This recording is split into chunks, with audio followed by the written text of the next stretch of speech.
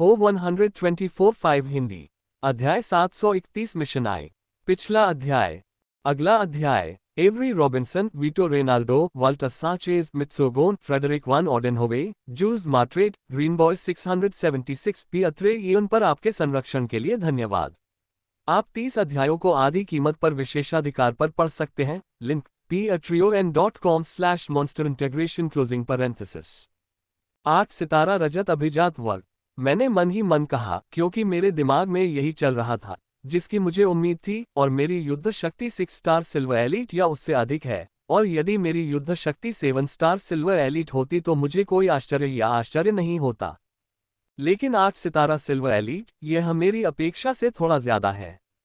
प्रत्येक स्तर के बीच का अंतर बहुत बड़ा है, खासकर जब कोई उच्च स्तर पर पहुंचता है। यही कारण है कि जब मुझे पता चला कि मेरे पास 8 सितारा सिल्वर एलीट की युद्ध शक्ति है तो मैं बहुत हैरान था। हालांकि मैं काफी हैरान हूं, लेकिन मैं इस बात से खुश भी हूं क्योंकि इतनी शक्ति के साथ तब तक मेरे स्थानांतरण की संभावना काफी बढ़ गई थी। टिंग। इस विचार के साथ मैं लिफ्ट की ओर चला गया, ये सोचते हुए कि 17वीं मंजिल पर जाकर अपना स्थानांतरण आवेदन प्रस्तुत करूंगा। साथ ही यह आशा भी कर रहा था कि जब मेरा होलोवॉच मेल के साथ बजेगा तो मेरा आवेदन स्वीकार हो जाएगा, और जब मैंने देखा कि यह कौन सा मेल है तो मेरे चेहरे पर एक बुरा भाव आ गया। गिल्ड से प्राप्त बैंगनी मेल कभी भी अच्छी बात नहीं होती, इसमें हमेशा एक खतरनाक मिशन शामिल होता है। मुझे इस मिडजोन से बाहर निकलने की बहुत उम्मीद थी, लेकिन ऐसा लग रहा है कि अब या तो मैं यहाँ बैकअप के रूप में फंस जाऊंगा या मिशन पर भेज दिया जाऊंगा। मुझे उम्मीद है कि यह मिशन है और थोड़ा खतरनाक है, इस तरह से कम मुझे कुछ ग्रिम मॉन्स्टर से लड़ने का मौका मिलेगा। अगर मैं घर पर ही रहा तो मैं बोरियत से मर जाऊंगा, क्योंकि मुझे पता है कि अगर मुझे गिल्ड से मेल मिला है तो राहेल को भी एक मिला होगा। हमारे पास लगभग समान युद्ध शक्ति है। मैंने बैंगनी मेल खोला और पाया कि एक पंक्ति को छोड़कर कुछ भी नहीं था। मुझे 49वीं मंजिल के सम्मेलन कक्ष में जाना है जहां मुझे अपना मिशन मिलेगा, इसलिए मैंने कोई समय बर्बाद नहीं किया और लिफ्ट से 49वीं मंजिल पर चला गया।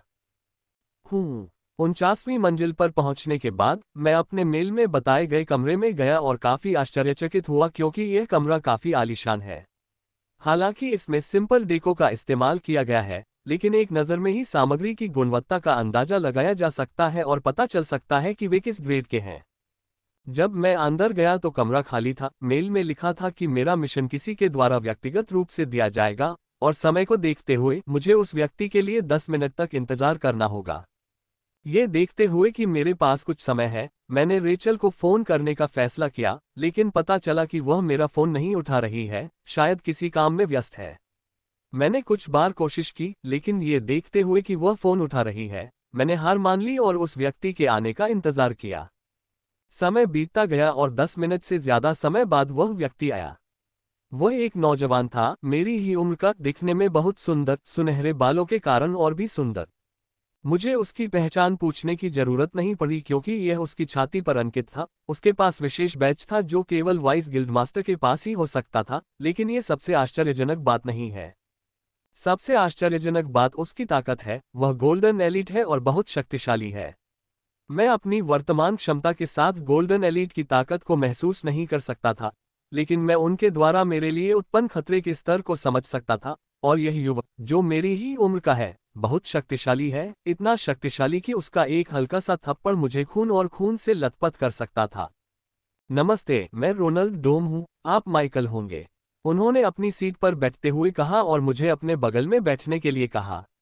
क्या मैं जान सकता हूँ कि मुझे यहाँ क्यों बुलाया गया है? मैंने सीधे सवाल पूछा। सुनकर उनके खूबसूरत चेहरे पर मुस्कान आ गई। गिल्ड के पास आपके लिए एक मिशन है जो काफी खतरनाक है, उसने कहा। कौन सा मिशन? मैंने सीधे पूछा। मना करने का कोई फायदा नहीं है क्योंकि बैंगनी रंग के साथ आने वाली हर चीज अनिवार्य है, और चूंकि मुझे मिशन पर भेजा गया है और शहर में आरक्षित के रूप में नहीं रखा गया है, इसलिए मुझे इसे करने में कोई समस्या नहीं होगी जब तक कि यह गोल्डन एलिट से निपट न जाए। मैरियाना हिल, उन्होंने कहा। मारियाना हिल, मुझे लगता है कि मैंने इस क्षेत्र के बारे में पहले भी सुना है। यह मिल्फ्रेड की सीमा में लगता था और मिल्फ्रेड के अंतर्गत सबसे खतरनाक स्थानों में से एक था। ऐसा कहा जाता है कि केवल पीक सिल्वर एलीट ही वहां जाते हैं। आपको वहां जाना होगा और जितने भी ग्रिम मॉन्स्टर्स हैं उन्हें मारना होगा, लेकिन आपका मुख्य मिशन उनके शिविर को नष्ट करना और उन्हें मनुष्यों के रूप में बचाना होगा जो वहां पकड़े गए हैं। उन्होंने कहा कि मैं ये सुनकर हैरान हूं कि मेरे दिल में उत्साह उमड़ पड़ा। मैंने पहले भी ऐसे खतरनाक मिशनों के बारे में सुना था, लेकिन मैंने नहीं सोचा था कि मैं इतनी जल्दी उन्हें अंजाम दे पाऊंगा। उन्होंने कहा, फिलहाल आपकी शक्ति से आपके पास ग्रिम मॉन्स्टर्स कैंपों को नष्ट करने की शक्ति नहीं है, लेकिन आप अभी भी मारियाना हिल्स के आसपास के शक्तिशाली ग्रिम मॉन्स्टर्स को मारने में सक्षम हैं। जैसा कि रोनाल्ड ने कहा था, वर्तमान में मेरे पास शिविर को नष्ट करने की क्षमता नहीं है, लेकिन मैं अभी भी कुछ मनुष्यों को बचा सकता हूं और ग्रिम राक्षसों को मार सकता हूं, जो मुझे मैरियाना हिल्स के आसपास मिले थे। उन्होंने कहा, गिल्ड ने कभी भी अपने सदस्यों के साथ बुरा व्यवहार नहीं किया। मारियाना हिल्स में आपके द्वारा मारे गए प्रत्येक ग्रिम राक्षस और आपके द्वारा बचाए गए प्रत्येक मनुष्य को आपके योग्यता अंकों में जोड़ा जाएगा और आपको उन्हें भुनाने की अनुमति दी जाएगी, ताकि आपके पास मौजूद कोई भी वर्ग 2 संसाधन प्राप्त हो सके। चुप रहो, ये बहुत बड़ा झटका है। ग्लास 2 संसाधनों को उन संसाधनों के रूप में संदर्भित किया जाता है जो मुख्य रूप से पीक सिल्वर एलीट और इनिशियल गोल्डन एलीट के लिए उपयोगी होते हैं। वर्तमान में मेरे पास गिल्ड से केवल क्लास 1 संसाधन खरीदने की पहुंच है। वह पीला गोल्डन सैंड जो मैंने कुछ दिन पहले खरीदा था, वह केवल क्लास 1 संसाधन है। इस पहुंच के साथ मेरी बहुत सारी चिंताएं गायब हो जाएंगी। मुख्य चिंता जो मुझे मेरी रहस्यवादी विधि के स्तर 2 के लिए सामग्री खरीदने के बारे में थी। fgaiwebnwell.com। हालांकि इस विधि के स्तर 2 का अभ्यास करने में सक्षम होने में मुझे काफी समय लगा, लेकिन मुझे सामग्री अपने पास रखना अच्छा लगा, क्योंकि खतरे की स्थिति में मुझे दूरस्थ स्थान पर अभ्यास करना पड़ सकता था। क्या कोई गोल्डन एलीट होगा? मैंने इसे मुख्य प्रश्न के रूप में पूछा। गोल्डन एलीट वह ताकत है जो बिना किसी समस्या के सैकड़ों सिल्वर एलीट से लड़ सकती है और उन्हें पूर्ण श्रेष्ठता के साथ हरा सकती है। अगर गोल्डन एलीट है तो मैं वहां नहीं जाना चाहता। यह आत्महत्या के समान होगा, क्योंकि मेरे पास खुद को बचाने की शक्ति नहीं होगी। इसलिए बेहतर है कि अगर मुझे पहले से पता चल जाए और मैं इस मिशन को अस्वीकार कर सकूं, भले ही इसकी मुझे बहुत बड़ी कीमत चुकानी पड़े। किसी की जान से ज्यादा कीमती कुछ नहीं है। तकनीकी रूप से वहां कोई गोल्डन एलीट नहीं है। शिविर प्रमुख और उनमें शामिल लोग सभी सिल्वर एलीट हैं, लेकिन कभी कभी गोल्डन एलीट वहां आते हैं, लेकिन ऐसा बहुत कम ही होता है। लेकिन चिंता मत करो, गिल्ड ने सावधानी बरती है और ऐसी स्थिति आने पर इससे निपटने के लिए हमेशा कुछ गोल्डन एलीट मौजूद रहते हैं। उन्होंने समझाया। उनके जवाब से मेरी चिंताएं दूर तो नहीं हुई, लेकिन थोड़ी राहत जरूर मिली। गोल्डन एलीट की कुछ यात्राएं, यह कोई आश्चर्यजनक बात नहीं है। गिल्ड के कई सिल्वर और गोल्डन एलीट सुरक्षित क्षेत्रों में गश्त करते हैं और यही वह क्षेत्र है जहां ग्रिम मॉन्स्टर अपने शिविर लगाते हैं। ठीक है, मैं इसे स्वीकार करूंगा।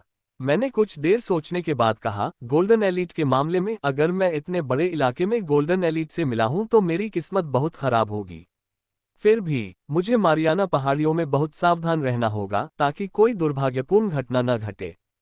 अच्छा, अब आपके मिशन की कुछ तकनीकी बातें बता देते हैं, उन्होंने कहा, और उन्होंने मिशन का विवरण बताना शुरू किया तथा मुझे कुछ सुझाव भी दिए, क्योंकि वे स्वयं वहां तैनात थे। मैं आपके मिशन के लिए शुभकामनाएं देता हूं, उन्होंने कहा जब मैं मिशन के बारे में सब कुछ चर्चा करने के बाद कमरे से बाहर जा रहा था। धन्यवाद, मैंने कहा। उन्होंने मिशन के बारे में बहुत ही उदारता से समझाया, उन्होंने मेरे कई संदेहों का समाधान किया, और मुझे ये कहना है कि गिल्ड ने मिशन के बारे में बहुत उदारता दिखाई है, क्योंकि उन्होंने मुझे निवास स्थान और अन्य दुर्लभ चीजें दी हैं जिन्हें मैं अपनी पहुंच के कारण नहीं खरीद पाता। अब भी अगर मुझे इसे खरीदना है तो मुझे इसे खरीदने के लिए बहुत सारे मैना क्रिस्टल और योग्यताएं लाने की आवश्यकता होगी। मैंने सीधे गिल्ड नहीं छोड़ा। जाने से पहले मैंने अपना स्थानांतरण आवेदन प्रस्तुत किया। रोनाल्ड ने कहा कि जैसे ही rush of the origin water शांत हो जाएगा, गिल्ड फिर से स्थानांतरण प्रक्रिया शुरू कर देगा और शक्तिशाली होगा, और उच्च योग्यता वाले लोगों को पहली वरीयता मिलेगी। इसलिए इस बात की काफी संभावना है कि मैं उन लोगों के पहले बैच में शामिल होऊंगा जिनका स्थानांतरण आवेदन गिल्ड द्वारा स्वीकार किया जाएगा। जैसे ही मैं अपने अपार्टमेंट की ओर उड़ रहा था, मैंने राहेल के कई संदेश पढ़े। मेरी तरह उसे भी इसी प्रकार के गिल्ड से एक मिशन मिला था, बस हमारी मंजिल अलग थी। अच्छा होता अगर हमें भी उसी स्थान पर भेजा जाता, लेकिन हमारी किस्मत उतनी अच्छी नहीं है। जल्द ही मैं अपने अपार्टमेंट की बिल्डिंग में पहुंच गया और खिड़की से अंदर दाखिल हुआ। रेचल पहले से ही अपार्टमेंट में थी और ऐसा लग रहा था कि वह इतनी गहरी एकाग्रता में कुछ पढ़ रही थी कि जब मैं लिविंग रूम में दाखिल हुआ तो उसने ऊपर नहीं देखा। मुझे इससे कोई आपत्ति नहीं हुई। मैं बस उसके सामने वाली सीट पर बैठ गया और वाइस गिल्ड द्वारा भेजी गई मिशन की जानकारी खोली। मारियाना हिल्स एक विशाल क्षेत्र है जो मिलफ्रेड के सबसे व्यापक शिकार क्षेत्र से कम 10 गुना बड़ा है और उससे बहुत दूर है। इसे मिलफ्रेड के अधिकार क्षेत्र की सीमा पर कहा जा सकता है। आज मुझे वहां पहुंचने में कम से कम 1 दिन लगेगा। यह मिशन सरल नहीं है, यह अत्यधिक जटिल और खतरनाक है और यह भी कहा जा सकता है कि यह वह मिशन है जिसे मैं जाति के नाम पर करूंगा। इसमें केवल ग्रिम राक्षसों को मारना और उनके शिविरों को नष्ट करना ही नहीं है, इसमें जानकारी एकत्र करने के लिए घुसपैठ करना और बचाव करना भी शामिल है, जो मुझे लगता है कि सबसे महत्वपूर्ण हिस्सा है। कई मनुष्यों को भोजन के लिए पशुओं के रूप में ग्रिम मॉन्स्टर्स द्वारा पकड़ लिया जाता है और ग्रिम मॉन्स्टर्स के ठिकानों पर ले जाए जाने से पहले उन्हें शिविरों में रखा जाता है। मिशन में स्पष्ट रूप से कहा गया था कि अगर मेरे पास क्षमता है तो मुझे उन्हें बचाना होगा और उन्हें सुरक्षित क्षेत्रों में ले जाना होगा, इससे पहले कि उन्हें मिडज़ोन में लाया जा सके। फिर भी हमारे पास क्षमता नहीं है तो हमें वहीं रहना होगा और वही करना होगा जो हम कर सकते हैं। यह मिशन ग्रिम युद्ध क्षेत्र में वास्तविक मिशनों की शुरुआत होगी। अब तक मैंने जो किया था वह सिर्फ खेल खेल में था। यह मुझे उन खतरनाक मिशनों के लिए तैयार करेगा जो मुझे युद्ध क्षेत्र में करने होंगे।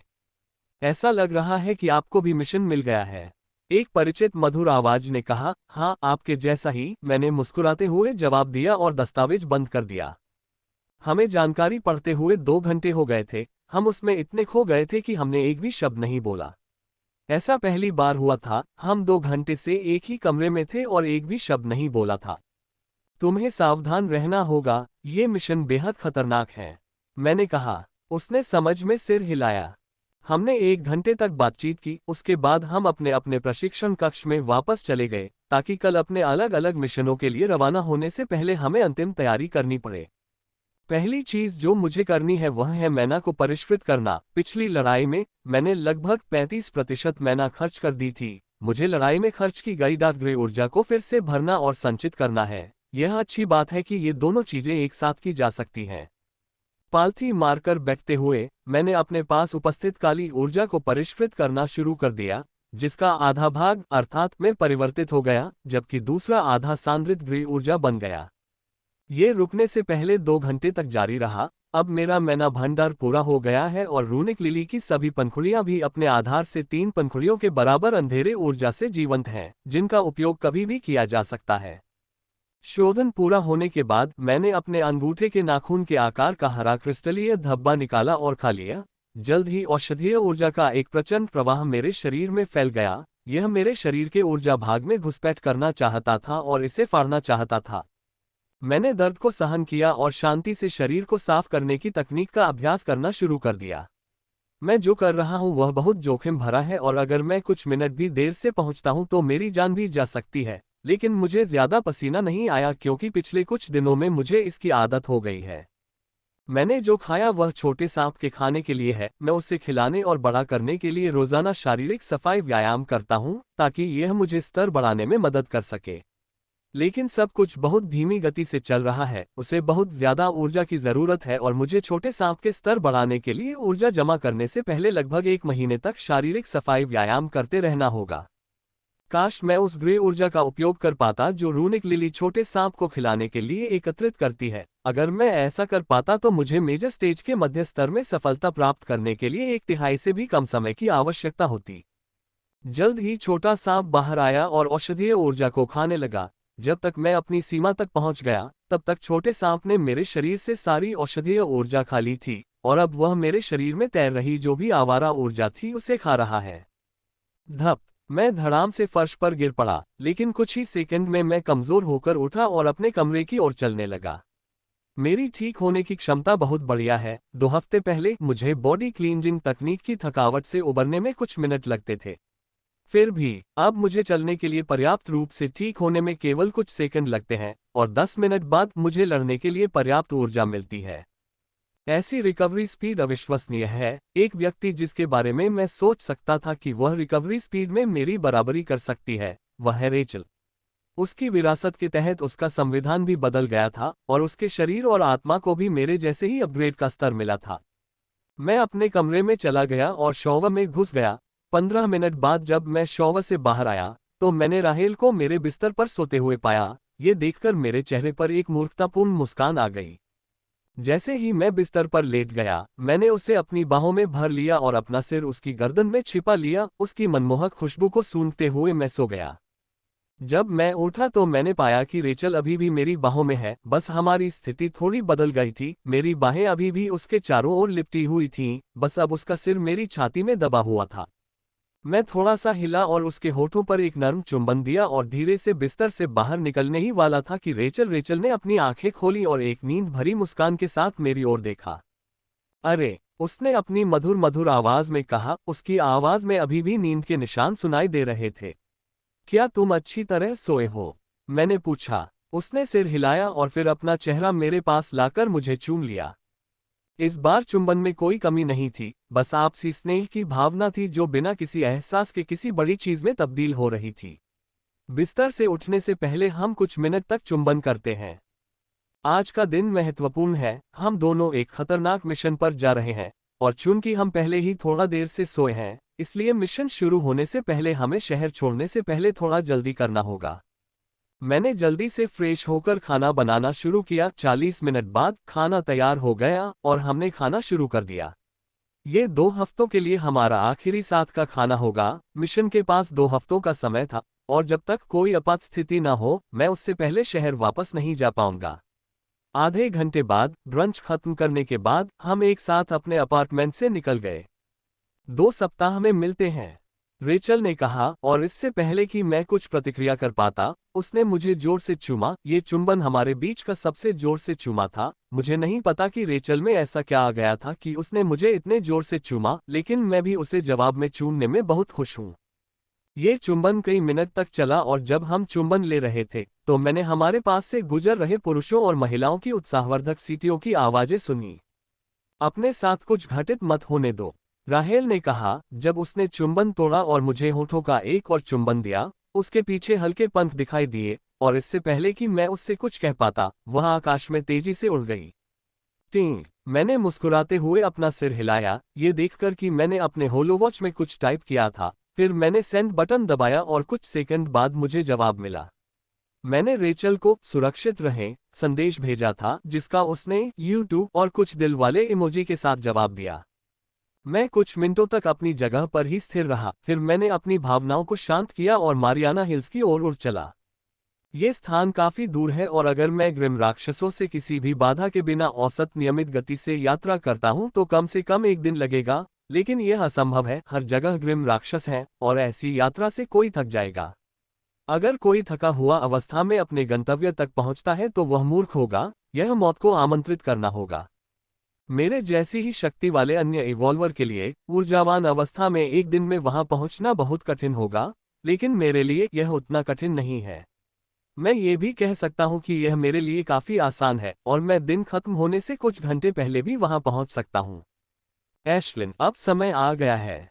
जब हम जंगल के एक छोटे से सुनसान इलाके में पहुंचे तो मैंने कहा, चबा चबा। एशलिन मेरे कंधे से उड़ते हुए उत्साह से चहक उठी और जैसे ही वह उड़ी, उसका आकार बढ़ने लगा।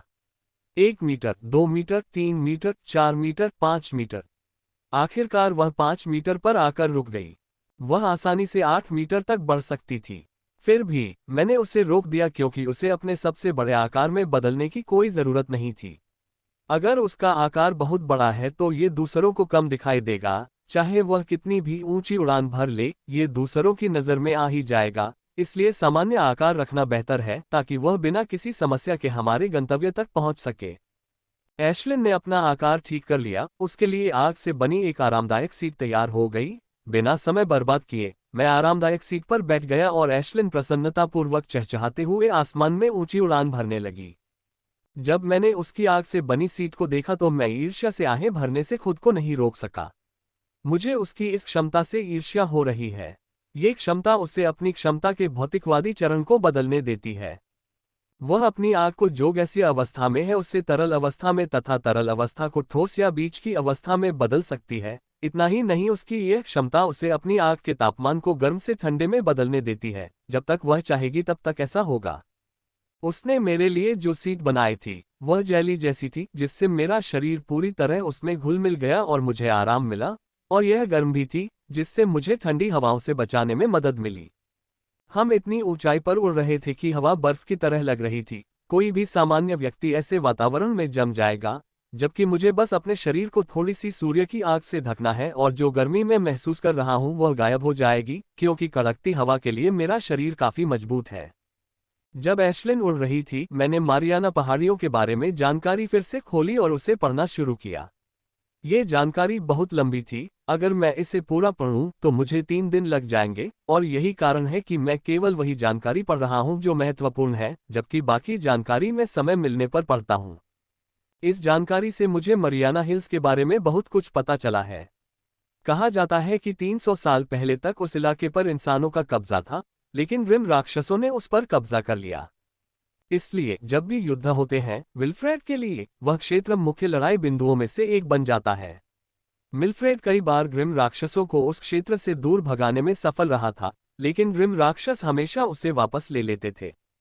उस क्षेत्र के लिए ग्रिम राक्षसों और मनुष्यों के बीच रस्साकशी हमेशा जारी रही।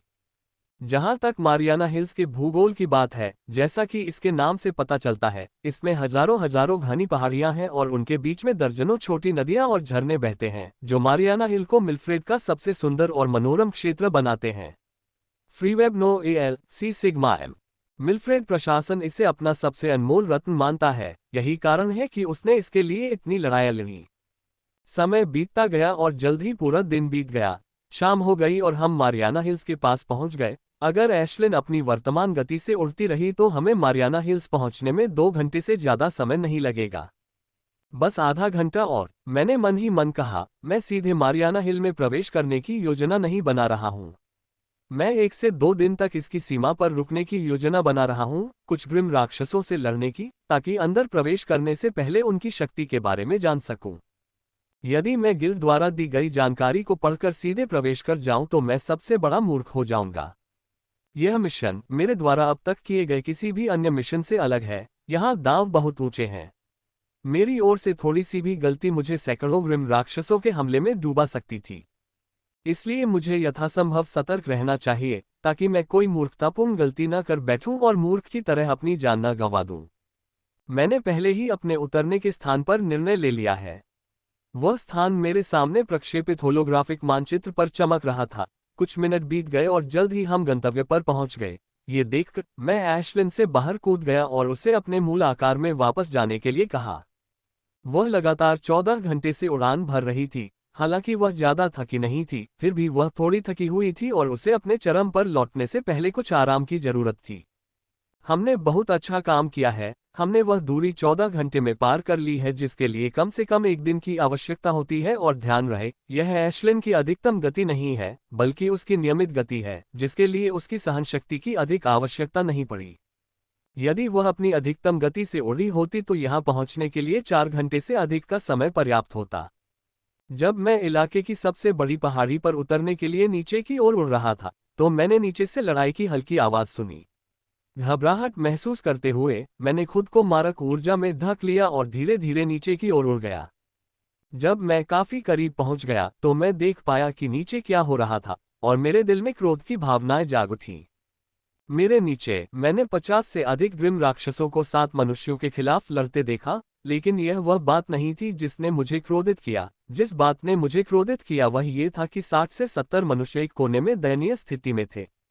वे जादुई जंजीरों से बंधे हुए हैं और उनके कपड़े हर तरफ से फटे हुए हैं। उनके शरीर पर कोड़े के साफ निशान देखे जा सकते हैं, क्योंकि उनमें से ज्यादातर ताजा हैं और उनमें से हल्का खून बह रहा है। ये बहुत स्पष्ट है कि ग्रिम राक्षसों ने इन मनुष्यों को पकड़ लिया है और अब वे उन्हें अपने शिविरों में ले जा रहे हैं, इससे पहले कि वे उन्हें अपने मुख्य आधार पर ले जाएं। ये तरीका है, वे मनुष्यों को अपने मुख्य शिविरों में पहुंचाते हैं। वर्तमान में 7 मनुष्य 50 से अधिक ग्रिम राक्षसों से लड़ रहे हैं और उनकी हालत भी बहुत खराब है। ग्रिम राक्षसों ने उन्हें पूरी तरह से घेर लिया है और उन पर हर तरफ से हमला कर रहे हैं। मैं दोनों समूहों की शक्ति को महसूस कर सकता था और कह सकता था कि यदि कोई उनकी मदद नहीं करता तो ये 7 मनुष्य निस्संदेह मर जाएंगे, क्योंकि उनके बीच स्पष्ट शक्ति अंतर है। सभी मनुष्य शीर्ष 5 सितारा सिल्वर एलिट हैं, जिनका नेता प्रारंभिक 6 सितारा सिल्वर एलिट है, जबकि ग्रिम राक्षस 4 सितारा सिल्वर एलिट से लेकर शीर्ष 6 सितारा सिल्वर एलिट तक हैं। दोनों के बीच स्पष्ट शक्ति अंतर है। सुप सुप सुप। मैंने कुछ सेकंड तक लड़ाई देखी, फिर मैं थोड़ा और नीचे उड़ गया और रुक गया। मैंने अपने भंडार से अपनी लाल तलवार निकाली और उसे बहुत तेज गति से घुमाना शुरू कर दिया, और हर झटके के साथ लाल तलवार से एक लाल धागा निकलता। 11 सेकंड के भीतर मैंने अपनी तलवार को 52 बार घुमाया और फिर रुक गया, और सुंदर लेकिन घातक चांदी के धागों को नीचे जाते देखा। बैंग बैंग बैंग, हम मर चुके हैं, हम मर चुके हैं। मैं अपने मन में ये दोहराए बिना नहीं रह सका, क्योंकि मैं ग्रिम राक्षसों के हमलों से बचाव कर रहा था। हर सेकंड में दर्जनों हमले मेरी ढाल पर टूट रहे थे, और उनमें से आधे हमले मुझे और मेरे साथियों को और भी ज्यादा घायल कर रहे थे। हम गंभीर रूप से घायल हैं, और केवल दृढ़ इच्छाशक्ति के कारण, या मैं कह सकता हूं कि ग्रिम मॉन्स्टर्स की दया के कारण ही हम जीवित बचे हैं। अगर वे चाहते तो अपनी ताकत और संख्या के बल पर हमें कुछ मिनट पहले ही मार देते, लेकिन उन्होंने ऐसा नहीं किया। वे हमें पकड़ने से पहले हमारे साथ कुछ मौज मस्ती करना चाहते थे, जैसे कि हम उन लोगों को बचाने आए हैं।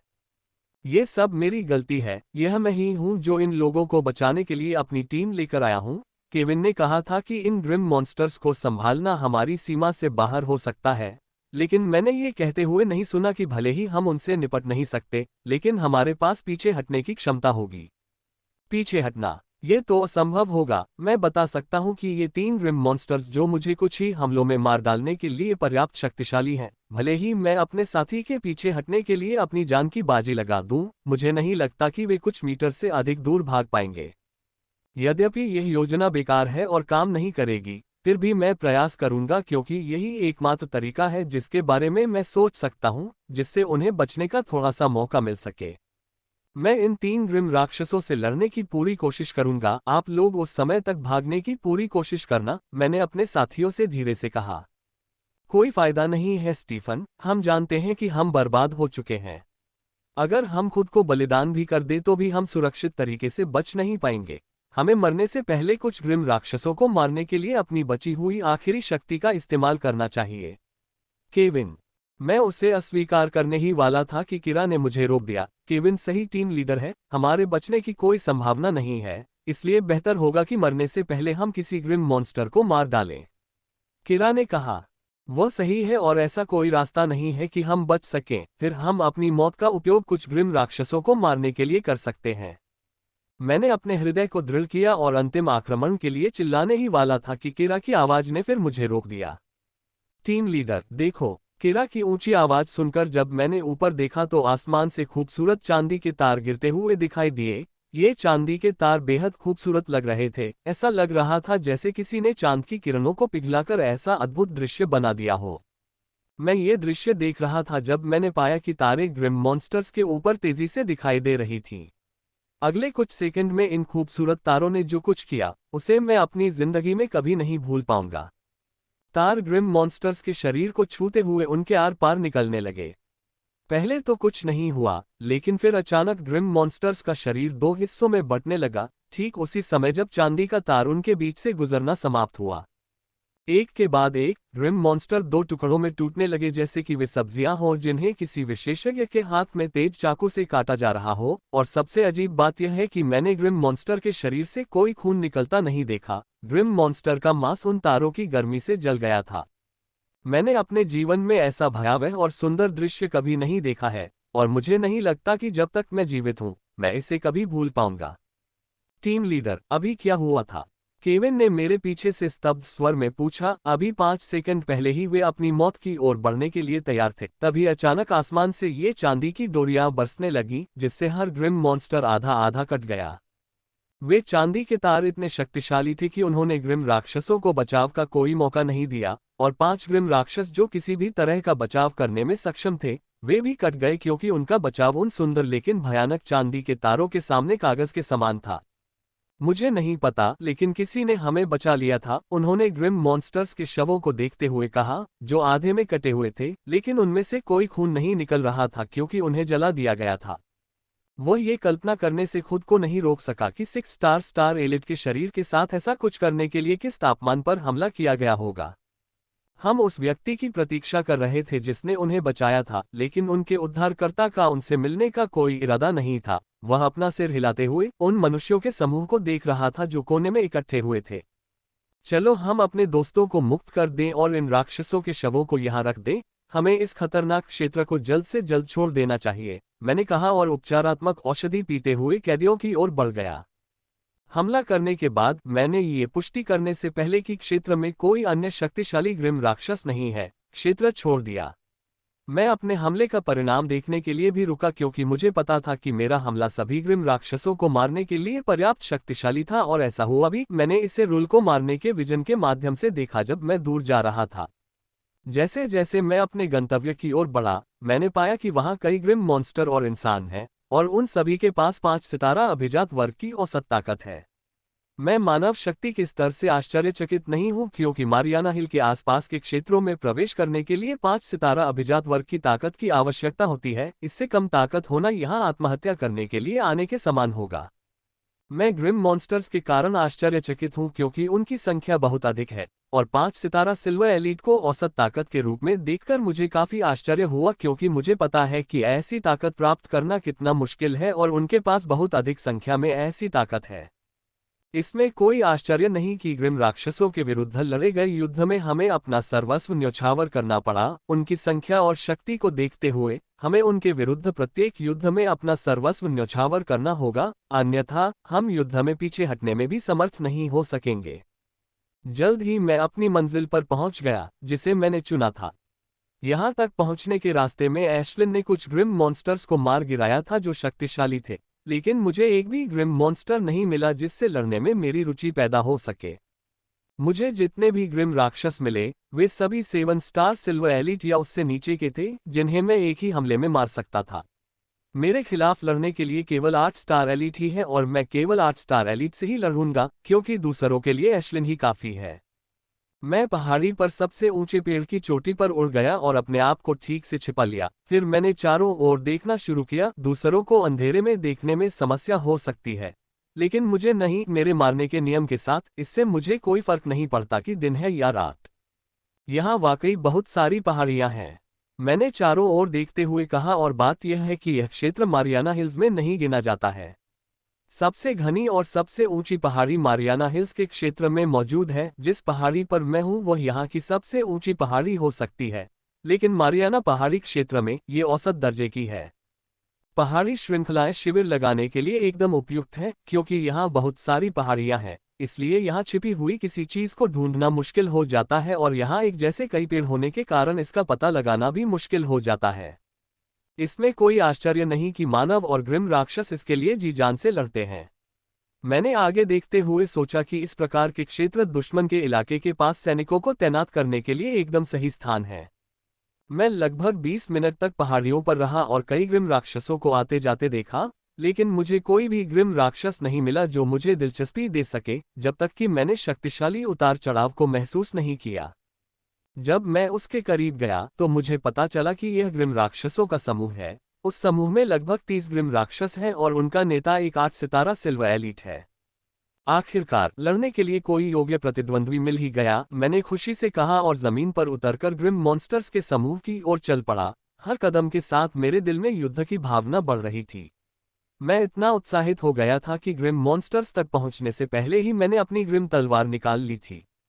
जल्द ही ग्रिम तलवार को अपनी पीठ के पीछे रखकर मैं ग्रिम राक्षसों के समूह के पास पहुंच गया। मुझे उनके सामने सहजता से आता देख सभी ग्रिम राक्षस मेरी ओर सतर्कता से देखने लगे। हालांकि उनकी आंखों में सतर्कता थी पर उनमें कोई डर नहीं था और मैं समझ सकता था कि क्यों। वे पर्पल रॉक एलिफेंटमैन जनजाति उर्फ द टैंक से हैं। इन जनजातियों के शरीर पर बैंगनी रंग की चट्टान की एक कठोर परत होती है जिसे भेदना बहुत मुश्किल होता है। अगर इतना ही काफी नहीं था तो उनके तीखे दांत जो सबसे कठोर धातु को भी भेद सकते थे क्योंकि वे मक्खन थे, और सूंड जो किसी के शरीर की सभी हड्डियों को तोड़ सकती थी अगर उस पर वार किया जाए। मुझे लगता है कि इनके शरीर का सबसे खतरनाक हिस्सा इनका धड़ है। चट्टान की परत होने के बावजूद भी ये बहुत लचीला होता है और इसके हर वार में एक भयानक ताकत होती है कि अगर मैं इससे सीधा वार करूं तो सीधे मौत के दरवाजे के पास ले जाऊंगा। वे मिडजोन में सबसे भयंकर ग्रिम मॉन्स्टर जनजाति में से एक हैं। यही कारण है कि उन्हें द टैंक नामक ग्रिम मॉन्स्टर की प्रतिष्ठित श्रेणी में रखा गया है। हर ग्रिम मॉन्स्टर जनजाति प्रतिष्ठित श्रेणी में प्रवेश कर सकती है, वह भयानक है और उसे कभी कम नहीं आंका जाना चाहिए। फिर भी मुझे विश्वास है कि मैं उनसे निपट सकता हूं। एशलिन, नेता को छोड़कर उन सभी को मार डालो, मैंने एशलिन से कहा, जो मेरे कंधे पर थी। चबाओ चबाओ। ये सुनकर एशलिन खुशी से चहकी और मेरे कंधे से उड़ गई। बेटे, तुम्हें गंदे मजाक की कीमत चुकानी पड़ेगी, पर्पल रॉक एलिफेंट मैन के नेता ने दहाड़ते हुए कहा, और वह मुझ पर टूट पड़ा। ये देखकर मैंने अपनी तलवार को अपनी पीठ से उतार लिया और इंतजार करने लगा, क्योंकि मैं जानता था कि इसे बहुत पहले ही रोक दिया जाएगा और उसे दूसरी चीजों की चिंता करनी होगी। जैसे ही पर्पल रॉक के नेता ने कुछ जोरदार कदम आगे बढ़ाए, वह अचानक रुक गया और उसके आसपास का क्षेत्र दिन की तुलना में अधिक उज्ज्वल हो गया। पूरा क्षेत्र चांदी की रोशनी में चमक उठा। जब उसने ऊपर देखा तो उसने सबसे भयावह चीजों में से एक देखी। उसने देखा कि लगभग 1 मीटर के 50 विशाल आग के गोले उस छोटे से पक्षी के चारों ओर तैर रहे थे, और सबसे अजीब बात यह थी कि ये आग के गोले बहुत तेज गति से सिकुड़ रहे थे। चबाओ चबाओ। 1 मीटर व्यास से वे मानव अंगूठे के नाखून के आकार के हो जाते हैं और अगले ही क्षण वे तीर की तरह आसमान से गिरते हैं। सुप सुप सुप। ध्यान रहे, पर्पल रॉक के नेता एलिफेंट मैन ने चिल्लाकर विशाल ढाल निकाली, जो तुरंत फैल गई और उसके सभी अनुचरों को ढक लिया। मैं ये देखकर अपना सिर हिलाए बिना नहीं रह सका कि यदि एशलिन फायरबॉल को चकमा देना इतना आसान होता, तो मुझे उनसे इतना बड़ा जीवन घातक खतरा मगोलियों की तरह नीचे आ रहे आग के गोले अचानक अपनी दिशा बदल रहे थे, मानो उन्हें कोई आदेश मिला हो। वे ढाल पर फिसलने लगे और फिर उससे नीचे गिरने लगे। ढाल ग्रिम राक्षसों से काफी ऊपर थी। जैसे ही छोटे आग के गोले गिरे, वे ग्रिम राक्षसों की ओर इस प्रकार उछले जैसे कोई चुंबक उन्हें ग्रिम राक्षसों की ओर आकर्षित कर रहा हो। छोटे छोटे आग के गोले अपनी ओर आते देख ग्रिम मॉन्स्टर्स घबरा गए, क्योंकि ये आग के गोले बहुत तेज थे। वे इतने तेज थे कि 7 सितारा से नीचे के अभिजात वर्ग के लोग उन्हें ठीक से देख भी नहीं सकते थे। उनसे बचाव करना तो दूर की बात थी। Free omega abnormal CM। आग के गोले ग्रिम राक्षसों पर हमला करने लगे, लेकिन उनके सिर को उड़ाने के बजाय ये आग के गोले ग्रिम राक्षसों के दिल या मस्तिष्क की ओर बढ़ने से पहले उनके अंदर घुस गए। ग्रिम राक्षस की चीखें गूंज उठी और लीडर अपने एक भी अनुचर को बचाने में असमर्थ रहा, क्योंकि वहां केवल 33 ग्रिम राक्षस ही मौजूद थे और उनमें लीडर भी शामिल था। लेकिन एशलिन ने 50 से अधिक आग के गोले छोड़े थे। हर ग्रिम राक्षस एक फायरबॉल से फंस गया था, जबकि 20 से ज्यादा फायरबॉल ने अकेले लीडर पर हमला किया था। यह अपने ऊपर आने वाले सभी फायरबॉल से बचाव करने में सक्षम था, लेकिन जब ये बैराज से बाहर आया तो उसने अपने सामने एक बिल्कुल अलग दृश्य पाया। उनमें से एक भी जीवित नहीं बचा, सभी जमीन पर मृत पड़े थे और उनके शरीर पर केवल जलने का हल्का निशान था। तुम दुष्ट पशु हो, नेता पर्पल रॉक एलिफेंट मैन क्रोध में दहाड़ा और एशलिन की ओर गोली चलाए। एशलिन ग्रिम राक्षस को अपनी ओर आते देखकर अपनी जगह से हिली नहीं, केवल हल्की चांदी की आग उसके पंखों को ढक रही थी, क्योंकि वह चिढ़ाते हुए ग्रिम राक्षस को देख रही थी। चबाना। जब ग्रिम राक्षस उसके पास पहुंचने वाला था, उसका विशाल हाथ उससे बस कुछ इंच की दूरी पर था, तो उसने उसे चिढ़ाते हुए चाहते हुए अपने पंख हल्के से फड़फड़ाए। ऐसा करते हुए वह अपने स्थान से दाएं हटाकर तुरंत 100 मीटर दूर प्रकट हो गई, जैसे कि उसे टेलीपोर्ट कर दिया गया हो। ग्रिम मॉन्स्टर, जिसने सोचा था कि एशलिन उसके हाथ में दिखाई देगी, ने अपने खाली हाथ को देखा, और जब उसने एशलिन को देखा, जो उसकी हथेली से 4 गुना छोटी थी और उसे चिढ़ा रही थी, तो वह फिर से क्रोधित और उबल पड़ा, और वह फिर से एशलिन के पीछे गया। मरो मरो तुम दुष्ट जानवर। Purple rock elephant man Ashlin पर चिल्लाता रहा, क्योंकि वह उसका पीछा कर रहा था, और हर बार जब वह उसके करीब आता तो वह उसे चिढ़ाने के बाद उड़ जाती। ये देखकर मैं फिर से अपना सिर हिलाए बिना नहीं रह सका। वह ग्रिम मॉन्स्टर वास्तव में बहुत मूर्ख है। उसने अभी अभी उसके सामने उसके अनुचर को मारा था। ग्रिम राक्षस को यह समझ लेना चाहिए था कि वह कोई आसान प्रतिद्वंद्वी नहीं है, क्योंकि वह उसके सभी अनुचरों को मारने में सक्षम थी, जिसमें 4 पीक 7 स्टार एलीट पावरहाउस भी शामिल थे, तथा वह वहां उपस्थित होने के बावजूद उसे रोकने में असमर्थ थी। कुछ ग्रिम राक्षसों की मूर्खता की कोई सीमा नहीं है। मैं उस क्रूर बैंगनी रॉक हाथी जैसे कई ग्रिम राक्षसों से मिला हूँ, लेकिन कुछ चतुर ग्रिम राक्षसों से भी मिला हूँ, जैसे कि वह जो मेरे पीछे जंगल में छिपा हुआ है। यह 1 मिनट पहले ही प्रकट हुआ था। संभवतः उस मूर्ख ग्रिम राक्षस की दहाड़ से आकर्षित होकर अधिकांश ग्रिम राक्षस दूर रहे, क्योंकि उन्हें लगा कि जो दहाड़ रहा है वो 8 सितारा सिल्वर एलीट है, जबकि मेरे पीछे वाला जैसा कोई साहसी राक्षस आया। मुझे अपने पीछे खड़े ग्रिम मॉन्स्टर्स को धन्यवाद देना होगा। इसकी गुप्त क्षमता बहुत अच्छी है, क्योंकि यह मेरी नज़र में आए बिना मेरे 100 मीटर के दायरे में प्रवेश करने में सक्षम थी। मैं ये देखकर काफी हैरान हो गया क्योंकि मैं किसी भी प्राणी को 400 मीटर की दूरी से मेरे करीब आते हुए देख सकता था, लेकिन ये ग्रिम मॉन्स्टर किसी तरह से मेरी जानकारी के बिना मेरे इतने करीब आ गया था। मैंने उसे आवाज नहीं दी क्योंकि मैं देखना चाहता था कि वह मुझ पर छिपकर हमला करने से पहले कितना इंतजार कर सकता है। मैंने उसकी युद्ध शक्ति को पहले ही भांप लिया था। उसे संभालना काफी चुनौतीपूर्ण होगा, लेकिन मैं चुनौती के लिए तैयार हूं। अब मुझे बस उसके मुझ पर हमला करने का इंतजार करना है। समय बीतता गया और मैं ऊपर हो रही मूर्खता को देखता रहा। वह राक्षस सचमुच बहुत मूर्ख है, यहां तक कि सबसे मूर्ख व्यक्ति भी पहचान लेगा कि ऊपर क्या हो रहा है। एशलिन ग्रिम मॉन्स्टर को चिढ़ा रही थी, उसे उससे मजा आ रहा था। अगर उसे यह पसंद आता तो वह इसे 1 मिनट में मार सकती थी, लेकिन वह कुछ समय के लिए उसके साथ खेलना चाहती थी। मैंने उसे नहीं रोका क्योंकि वह कुछ दिनों से ऊब महसूस कर रही थी, क्योंकि उसे घर पर बैठने और पेट भरने तक नाश्ता करने के अलावा ज्यादा कुछ करने को नहीं मिला था। ये छोटी सी मस्ती उसके लिए अच्छी होगी। 15 मिनट बीत गए, लेकिन छाया में छिपे ग्रिम मॉन्स्टर्स ने अभी भी मुझ पर हमला नहीं किया था। मुझे कहना होगा कि इसका धैर्य काफी शानदार है। यह 1 इंच भी हिले बिना पूरे 40 मिनट तक सही अवसर की प्रतीक्षा करता रहा। हालांकि एशले अभी भी उस मूर्ख ग्रिम मॉन्स्टर के साथ खेल रही है, लेकिन वह उससे ऊब चुकी है और कुछ ही मिनटों में उसे मार डालेगी।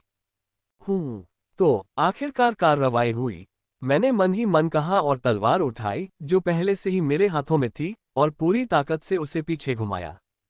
खनक, कदम कदम कदम, मेरी तलवार एक पतली काली छोटी ब्लेड से टकराई, जो अपने मालिक की तरह अंधेरे में लगभग अदृश्य है। जब छोटी ब्लेड उससे टकराए तो जोरदार आवाज हुई। मुझे केवल हल्का सा बल मेरे शरीर में जाता हुआ महसूस हुआ, जिसे मैं आसानी से सहन कर सकता था, लेकिन ग्रिम मॉन्स्टर को अपने शरीर में रोलिंग शॉक को नियंत्रित करने के लिए काफी पीछे हटना पड़ा। इस हमले से वह थोड़ा घायल हो गया, हालांकि चोट कुछ खास नहीं है। फिर भी इसने सिल्वर टंग मम्बामेन को आश्चर्यचकित कर दिया, जो चेहरे पर सदमे के भाव के साथ मेरी ओर देख रहा है। तुम्हें पहले से ही पता है कि मैं तुम्हारे पीछे हूं, है न? सिल्वर टंग मम्बामेन ने पूछा, जैसे ही वह अंततः स्थिर हुआ। तुम क्या सोचते हो? मैंने मुस्कुराते हुए पूछा, जबकि कॉम्पैक्ट फायर आर्मर ने मेरे शरीर को लपेट लिया था। छोटी सी जीत पर खुश मत हो, तुम जल्द ही एक दर्दनाक मौत मरोगे, उसने कहा और मुझ पर झपटा, और इस बार उसका हमला पिछली बार से भी तेज था और उसके हाथ में लगा छोटा ब्लेड गायब हो गया था। शॉर्ट ब्लेड गायब नहीं हुआ था, ये बस अदृश्य हो गया था और इसकी ऊंचाई बढ़ गई थी। इसकी रणनीति काफी अच्छी है। इसके हथियार का अदृश्य होना सिर्फ एक चाल है, जबकि ब्लेड की लंबाई एक वास्तविक हमला है। अनजाने में लोग अभी भी इसे छोटी धार के रूप में ही सोचते थे, लेकिन वास्तव में यह एक लंबा चाकू बन चुका था, जो किसी भी चांदी के कुलीन व्यक्ति को हल्के से घाव से मार सकता था, क्योंकि इसमें बहुत खतरनाक जहर मिला हुआ था। दूसरों को इसके बारे में सावधान रहना पड़ सकता है, लेकिन मुझे नहीं, क्योंकि मैं सब कुछ देख सकता था। इसलिए बचाव करने के बजाय मैं सीधे आक्रमण पर ध्यान केंद्रित कर सकता था। टकराना। बिना किसी हिचकिचाहट के मैंने एक छोटा विस्फोट सक्रिय किया और ग्रिम तलवार को मम्बामेन पर घुमाया, जो मेरी तलवार को सीधे अपनी अदृश्य तलवार की ओर आते देखकर काफी हैरान हुआ। वह स्पष्ट रूप से जानता था कि उसकी तलवार जिस तरह से चलती है, यदि वह ग्रिम तलवार से टकराती है तो वह बलपूर्वक दूर जा गिरेगी और इस बार उसे कुछ गंभीर चोटें भी लग सकती हैं। अतः अपने दांत पीसते हुए उसने मेरे हमले से बचाव के लिए तलवार की गति को आक्रमण से बचाव में बदल दिया। झनकार, कदम कदम कदम, पुह। जब हमारी तलवारें टकरा रही थीं, तो वह लगभग दूर जा गिरा था। यदि उसने समय रहते अपने आप को स्थिर न किया होता और बलपूर्वक पीछे कदम नहीं उठाए होते, जिसके परिणामस्वरूप उसे खून उगलने लगा। मैंने इस अवसर को व्यर्थ नहीं जाने दिया और अपने हाथों और पैरों पर एक छोटा सा विस्फोट सक्रिय करके हमला किया। आमतौर पर जो लोग ग्रेट स्वॉर्ड का उपयोग करते हैं वे गति के बजाय स्थिरता और बचाव की तैयारी करते हैं, लेकिन मैंने ऐसा नहीं किया। मुझे पता था कि यह गति ही है जो मुझे सबसे अच्छी लगती है, और यह बेहतर है कि मैं अपने पिछले रास्ते पर चलता रहूं।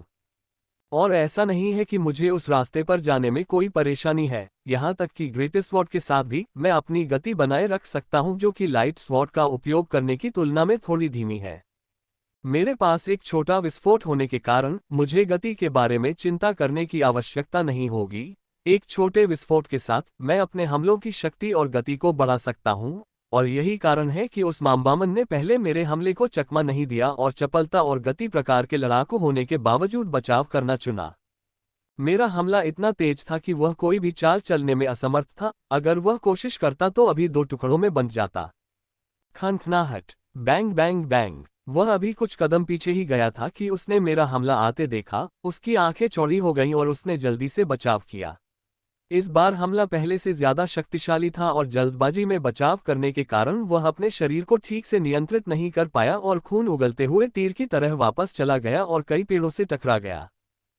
क्लैंग क्लैंग क्लैंग, पोह पोह पोह। दुम पर बैठे खून के प्यासे कुत्ते की तरह मैंने फिर से मिनी ब्लास्ट सक्रिय कर दिया और उसके पीछे चल पड़ा। मेरे दिमाग में केवल एक ही इरादा था और वह था मारना, लेकिन ऐसा लग रहा था कि मैंने इस सिल्वर टंग मैममैन को बहुत कम आंका था। हालांकि वह बार बार मुझसे टकरा रहा था, फिर भी वह किसी न किसी तरह से मेरे हमले से खुद को बचा लेता था। हर बार जब मैं उस पर हमला करता तो वह किसी न किसी तरह से बचाव कर लेता और बच जाता। समय बीतता गया और मैं सिल्वर टंग मम्बामैन पर प्रहार करता रहा और हमेशा की तरह वह उसी तरह से बचाव करता रहा जैसे उसने कुछ सेकंड पहले मेरे खिलाफ बचाव किया था। आधे घंटे के दौरान कई चीजें हुईं। सबसे पहले और सबसे महत्वपूर्ण बात, एशलिन ने उस राक्षस के बेवकूफ को मार डाला मेरी लड़ाई शुरू होने के कुछ ही मिनट बाद।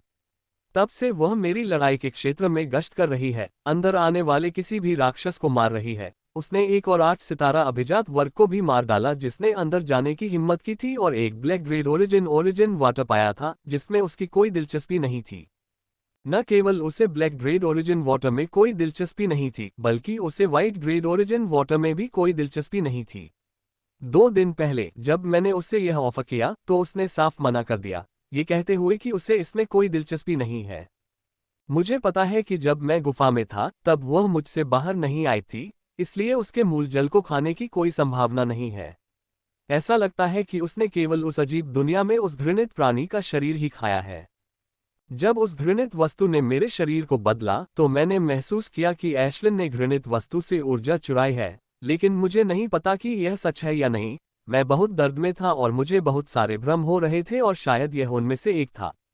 इसलिए मुझे यकीन है कि उसे किस तरह से सुधार मिला था। यद्यपि ऐसी कई चीजें हैं जिनके बारे में मैं निश्चित नहीं हूं, लेकिन एक बात के बारे में मैं निश्चित हूं और वही ये है कि एशलिन ने जो सुधार किया है, कम से कम उसने मेरे बराबर ही सुधार किया है। कमीने, तूने मुझे मजबूर कर दिया। मैंने अचानक ग्रिम मॉन्स्टर की हत्या की मंशा को बढ़ते देखा और अगले ही पल ग्रिम मॉन्स्टर मेरी नजरों से ओझल हो गया। ऐसा लगा जैसे वह गायब हो गया हो। मैं उसकी हत्या की मंशा को महसूस नहीं कर सका, न ही मुझे कोई आवाज सुनाई दी। ऐसा लगता है कि यह राक्षस पूरी तरह से गायब हो गया था। यह देखकर मैंने उसे खोजने की कोशिश नहीं की क्योंकि मुझे पता था कि यह मुझे अपने हाथों में फंसा देगा। मुझे जो करना चाहिए वह यह है कि मैं अपने आसपास के सीमित क्षेत्र पर अपनी इंद्रियों को केंद्रित करूं ताकि मैं उसके हमले से बचाव कर सकूं, क्योंकि मुझे पता है कि वह कहीं न कहीं मंडरा रहा है। इसने एक बहुत ही अच्छे चुपके प्रकार के गुप्त कौशल का उपयोग किया था, जिससे यह न केवल अपना आकार और आवाज छुपा सकता था, बल्कि अपनी हत्या की मंशा भी छिपा सकता था। यह हत्यारों के लिए एक आदर्श तरीका है। मैं अपनी जगह पर खड़ा रहा, उसके हमले की प्रतीक्षा करता रहा, लेकिन 1 मिनट बीत गया, 2 मिनट बीत गए, 3 मिनट बीत गए, लेकिन उसका हमला नहीं हुआ। लेकिन मैंने अपनी सतर्कता नहीं खोई। आखिरकार जब 7 मिनट बीत गए तो मुझे लगा कि कोई मुझे मारने के इरादे से हमला कर रहा है। उस पल मुझे पता चल गया कि वह मुझ पर हमला कर रहा है और मेरे पास जवाब देने के लिए 1 सेकंड से भी कम समय था। इसलिए मैंने तुरंत अपने दोनों हाथों पर छोटे छोटे विस्फोट सक्रिय कर दिए और अपनी तलवार को उस दिशा में घुमाया जहां मैंने हल्की हत्या को महसूस किया था। झनकार, मैं हवा की आवाज सुन सकता था क्योंकि मेरी भारी तलवार अदृश्य तलवार से टकराने से पहले उसमें से होकर गुजरी थी। जब मेरी तलवार टकराई तो मुझे हल्का प्रतिरोध महसूस हुआ और फिर से हड्डी टूटने की आवाज आई और फिर से मिनी ब्लास्ट को सक्रिय करने वाला था ताकि एक और हमला शुरू कर सकूं जब अदृश्य तलवार गायब हो गई थी। ये देखकर मैंने हमला नहीं किया और अपनी जगह पर खड़ा होकर उसके हमले का इंतजार करने लगा, जो 3 मिनट बाद फिर से पहले से भी अधिक मारक इरादे के साथ आया। इस बार भी मैंने हमले का पीछा करना चाहा, लेकिन वह फिर से गायब हो गया। अगले 10 मिनट में मुझ पर 3 बार हमला हुआ और तीनों बार मैंने उसे शक्तिशाली हमले से उड़ा दिया। मुझे कहना होगा कि यह काफी लचीला है, चाहे ये कितनी भी बार पलटवार करे, यह मुझ पर हमला करने के लिए वापस आएगा और हर बार यह मेरे सबसे कमजोर स्थान पर हमला करेगा। यदि मेरे पास मारने का नियम न होता जो मुझे मारने की थोड़ी सी भी मंशा को पहचानने में मदद करता है, तो जब भी इसने मुझ पर पहली बार हमला किया होता तो मैं इसके ब्लेड से ही मर गया होता। मैं ये सोचे बिना नहीं रह सका कि इसने कितने लोगों को मारा होगा। सिल्वर टंग मैममैन की प्राकृतिक क्षमता और इस अद्भुत गुप्त रहस्य विधि के साथ इसने 9 स्टार सिल्वर एलीट सहित बहुत से लोगों को मार डाला होगा, मुझे इस बात का पूरा यकीन है, और इसने मुझे इसे और भी अधिक मारने के लिए प्रेरित किया क्योंकि यह जितना अधिक समय तक जीवित रहेगा उतने अधिक मनुष्यों को मार सकेगा। अगला हमला इसका आखिरी हमला होगा। जब हमला आएगा तो मैं इसे खत्म करने के लिए अपनी रहस्यवादी विधि का उपयोग करूंगा। मैंने अभी सोचा था कि जब मुझे अपने जीवन पर अत्यधिक खतरा महसूस हुआ और बिना सोचे समझे मैंने सहज रूप से अपनी तलवार घुमा ली, ये सोचते हुए कि वह अपनी हत्या की मंशा को कैसे छुपाने में सक्षम थी। खनक टुकड़ा। मैंने उसके हमले से बचाव किया, लेकिन पूरी तरह से नहीं, क्योंकि उसके ब्लेड मेरी त्वचा को थोड़ा सा खरोंचने में सक्षम थे।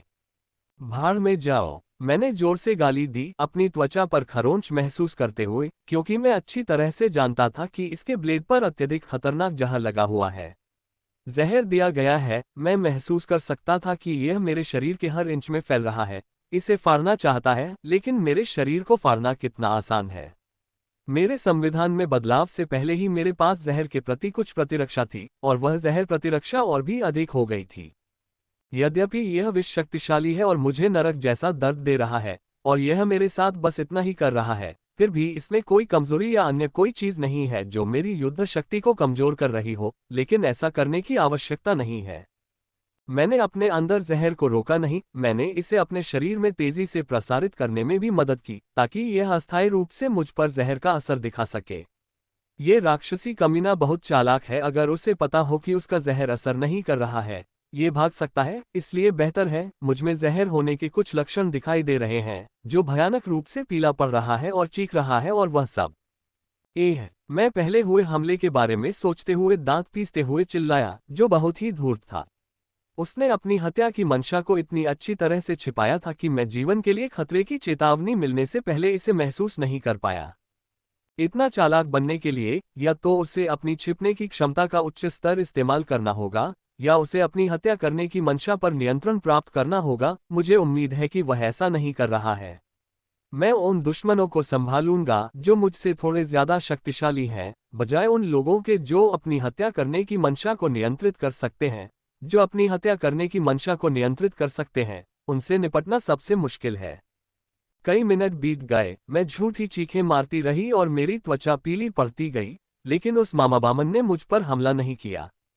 7 मिनट बीत जाने के बाद मुझे उसका हमला महसूस हुआ। इस बार भी मुझे उसका हमला आखिरी क्षण में महसूस हुआ, लेकिन इस बार मैं तैयार था और अपनी पूरी क्षमता का उपयोग किए बिना भी उसका बचाव कर सका। खनकती हुई स्लाइस। मैंने उससे बचाव किया, लेकिन साथ ही उसके ब्लेड से अपने शरीर को भी चीर लिया। पिछली बार के विपरीत जहां ब्लेड ने केवल मुझे चीरा था, इस बार उसने मेरी छाती को चीर दिया था, जिससे काफी बड़ा घाव हो गया था और इतनी अधिक मात्रा में जहर निकल गया था कि इस बार मुझे न चाहते हुए भी थोड़ा चिल्लाना पड़ा। ये जहर बहुत दर्दनाक है। इसने मुझे अब तक अनुभव किए गए किसी भी अन्य जहर की तुलना में अधिक दर्द दिया है। यह एक खतरनाक प्रभाव है, ये तो भूल ही जाए। ये दर्द कुछ लोगों के दिमाग को तोड़ने के लिए पर्याप्त से अधिक है। पोह मैंने जहर प्रसारित किया और खुद को काफी पीला कर लिया, ताकि यह कृत्य और भी विश्वसनीय लगे। मैंने खून भी उगला जिसमें मेरे आंतरिक अंगों के टुकड़े थे। ऐसा करना काफी आसान है, मुझे बस कुछ खास क्षेत्रों में जहर प्रसारित करना था और थोड़ा दर्द सहना था। धप। यदि इतना ही पर्याप्त था तो मैंने अपने शरीर को डगमगाया और कमजोर होकर जमीन पर गिर पड़ा, जैसे कि मैंने सारी ऊर्जा खो दी हो। हालांकि मेरी तलवार अभी भी मेरे हाथों में थी। अन्य लोग देख सकते थे कि यह लगातार हिल रही थी, जैसे कि मुझे अपनी तलवार को नियंत्रित करने में भी समस्या हो रही हो। Clang slash. यही कारण है कि ग्रिम मॉन्स्टर्स ने मुझ पर दोबारा हमला करने से पहले 1 मिनट भी इंतजार नहीं किया, और इस बार भी मैंने बड़ी मुश्किल से अपना बचाव किया और मेरे शरीर में एक बड़ा घाव और भारी मात्रा में जहर भर गया। अंत में मैंने अंतिम कार्ड के रूप में तलवार को भी अपने हाथ से मुक्त कर दिया। जो काम मैं कर रहा हूं वह बेहद खतरनाक है और मेरी जान भी जा सकती है, लेकिन केवल मैं ही उस धूर्त कमीने को मारने में सक्षम हो सकता हूं। इसलिए भले ही यह खतरनाक हो, मैं जोखिम लेने के लिए तैयार हूं। हे कमीने, पहले तुम थोड़ी शक्ति के साथ बहुत आश्वस्त थे, मैं तुम्हें बताता हूं। 8 सितारा अभिजात वर्ग को मारना मेरे लिए चींटियों को कुचलने जैसा है, केवल 9 सितारा अभिजात वर्ग ही मेरे लिए असली चुनौती है। यह अंधेरे से कहा गया। जैसा कि मैंने सोचा था, ये कमीना 9 स्टार सिल्वर एलीट को मारने में कामयाब रहा था। अपनी क्षमता के साथ यह उसके लिए मुश्किल नहीं है जब तक कि वह अंधेरे में हमला करता है और इस चुपके क्षमता का उपयोग करता है। तुम भी अपने से पहले के सभी लोगों की तरह मरोगे, मेरे ब्लेड से जहर खाकर मौत की भीख मांगते हुए। यह अंधेरे से कह रहा था। कमीना काफी सतर्क है। यह अंधेरे से बात कर रहा है और बात करते समय एक जगह पर नहीं रहता है, और बात करते समय दोलन विधि का उपयोग किया जाता है, जिससे इसका सटीक स्थान निर्धारित करना और भी कठिन हो जाता है। ये काफी क्रूर भी है। यह मुझे अंतिम प्रहार से खत्म करने से पहले मानसिक रूप से कुचल देना चाहता था। छोटे मानव, अगले 10 मिनट में मैं तुम्हें मार डालूंगा। जब तुम महसूस करोगे कि मेरा ब्लेड तुम्हारी ओर आ रहा है तो तुम निश्चिंत रहो, इस बार मैं तुम्हें सीधे नरक में भेज दूंगा, उसने कहा और फिर पागलों की तरह हंसने लगा। freewebnovel.co। मुझे कहना ही पड़ेगा, यह मामबामन शब्दों की चालें चलने में बहुत माहिर है। यह आपको चंद शब्दों में ही निराशा का एहसास करा सकता है। अगर मेरी जगह दूसरे लोग होते तो वे भी उनकी तुलना में निराशा में जरूर डूब जाते। मैं बिल्कुल ठीक हूँ। मेरे शरीर में जहर की इतनी बड़ी मात्रा घूम रही है, लेकिन इससे मुझे कुछ खास नुकसान नहीं हो रहा है। मेरे शरीर को जो भी नुकसान हुआ है वह तुरंत ठीक हो रहा है। जहर से मुझे केवल दर्द ही हो रहा है। मुझे बहुत दर्द हो रहा है, लेकिन मुझे ऐसा करने की आदत है, इसलिए कहा जा सकता है कि मैं इस स्थिति में पूरी तरह ठीक हूँ। यदि इस राक्षस में इतनी महान छिपने की क्षमता न होती तो मैं इससे तब तक पीछा करता जब तक कि मैं इसे मार न दूं। ये निरंतर बकवास करता रहता है। इसके मुख से निकलने वाला प्रत्येक वाक्य पहले से अधिक बकवास होता है। यह इतना अधिक विषैला होता है कि यह अपने विष से लोगों को मारने से पहले ही उन्हें मार सकता है। और सबसे बुरी बात यह है कि मुझे ये सब सुनना पड़ता है क्योंकि मैं इसे मार नहीं सकता। मरना। अचानक पूरे 7 मिनट के बाद मुझे फिर से खतरे का एहसास हुआ, लेकिन इस बार मैंने वैसा जवाब नहीं दिया जैसा मैं आमतौर पर देता हूँ। जैसे ही मुझे हमले का एहसास हुआ, मैं तुरंत पीछे हटा और हमला कर दिया। टुकड़ा। आह! इसकी धार बहुत तेज थी और मैं इससे पूरी तरह बच नहीं पाया। इसने मुझे अपेक्षाकृत कम खतरनाक जगह पर छेद दिया, लेकिन दूसरी ओर इसने अपने शरीर पर अब तक का सबसे दर्दनाक हमला झेला। हमला इतना दर्दनाक था कि वह अपनी स्थिति से बाहर आ गया था, और अब वह पानी से बाहर लाई गई मछली की तरह जमीन पर छटपटा रही थी, और अगर मैंने हस्तक्षेप नहीं किया होता तो मरने से पहले उसके पास जीने के लिए बमुश्किल 30 सेकंड ही बचे होते। तुम्हें मारना बहुत मुश्किल था, मैंने कहा। मैंने उसे जमीन पर छटपटाते हुए देखा। मैंने पहले उसे मारा नहीं बल्कि एक औषधि निकाली और उसे पी लिया। जैसे ही मैंने उसे पिया, न केवल मेरे घाव बहुत तेजी से भरने लगे बल्कि जो दर्द मैं महसूस कर रहा था वह भी गायब हो गया। सांस। मैंने राहत की सांस ली क्योंकि अंततः मेरे शरीर से दर्द गायब हो गया। हालांकि मुझे दर्द सहने की आदत है, इसका मतलब यह नहीं कि मुझे यह अनुभव करना पसंद था, इसलिए मैंने जितनी जल्दी हो सका उससे निपटा। पुछ। उसके बाद मैंने अपनी बड़ी तलवार जमीन से उठाए और उसकी छाती में भोंक दी। उसने अंतिम क्षण में प्रतिरोध करने की कोशिश की, लेकिन वह व्यर्थ था। मेरी तरह वह उस ब्लेड को रोकने में शक्तिहीन था जो उसके जीवन के लिए आया था। यह मर चुका है, मैंने कहा और अपने भंडारण से हथेली के आकार का सफेद रूनिक डिस्क निकाला और ग्रिम मॉन्स्टर के शरीर को उसके अंदर संग्रहित कर दिया, इससे पहले कि मैं बैंगनी पत्थर के हाथियों के समूह की ओर बढ़ूं जिसे एशलिन ने पहले मार दिया था। मैंने उनका सामान निकाले बिना उन्हें एक एक करके रखना शुरू कर दिया, और जब मैंने उनका सामान निकाल लिया तो मैं पर्पल स्टोन एलिफेंट मैन के नेता के शव की ओर चला, और जब मैंने शव की स्थिति देखी तो मैं अपना सिर हिलाए बिना नहीं रह सका। पर्पल स्टोन एलिफेंट मैन का शरीर कमर से 2 भागों में इतनी सफाई से काटा गया है कि जलते समय खून की एक बूंद भी जमीन पर नहीं गिरी है। मुझे ये देखकर काफी आश्चर्य हुआ क्योंकि मैं 8 सितारा सिल्वर एलीट ग्रिम मॉन्स्टर के साथ ऐसा नहीं कर सकता, और उसके साथ तो और भी कम, जिसके पास एक मजबूत रक्षात्मक शरीर था। मैंने शवों के दोनों हिस्सों को डिस्क में संग्रहित किया और एक अन्य ग्रिम राक्षस की ओर चला गया जिसे एशलिन ने मार दिया था, जिसमें एक और 8 सितारा सिल्वर एलीट भी शामिल था। जब मैं लड़ रहा था, वो परिधि की रक्षा कर रही थी और अपनी सीमा के अंदर आने वाले किसी भी राक्षस को मार रही थी।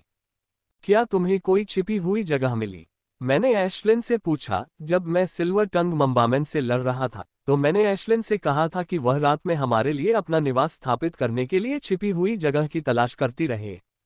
चबाओ चबाओ। एशलिन ने सकारात्मकता से चहकते हुए उस दिशा की ओर उड़ान भरी जहां उसे छिपी हुई जगह मिली थी। कुछ मिनट बाद एशलिन मुझे पहाड़ी के तल पर ले गई, जहां उसे छिपी हुई जगह मिली थी। ये तो बिल्कुल छिपा हुआ है, मैंने चारों ओर देखते हुए कहा। ये स्थान बहुत छिपा हुआ है, हर जगह घने पेड़ हैं और उनके बीच में छोटे आकार का निवास स्थापित करने के लिए पर्याप्त जगह है। अगर किसी को नहीं पता कि घने पेड़ों के बड़े समूह के अंदर एक छिपी हुई जगह है, तो वे केवल ये सोचेंगे कि यह केवल पेड़ों से भरा है।